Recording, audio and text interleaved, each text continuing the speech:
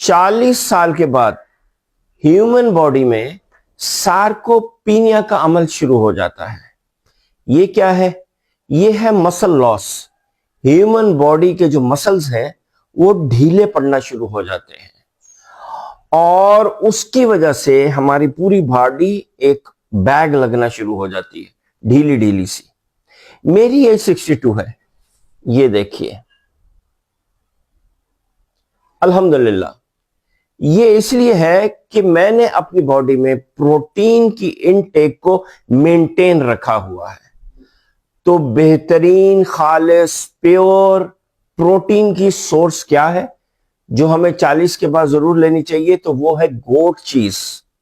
और गोट चीज में बेहतरीन है यावा की गोट चीज, क्योंकि इसमें ना प्रिजर्वेटिव है ना कलर है, यहां तक कि सॉल्ट भी नहीं है। रोजाना थोड़ी यावा की गोट चीज मुस्तकिल खाइए ताकि आपकी मसल टोन मेंटेन रह सके।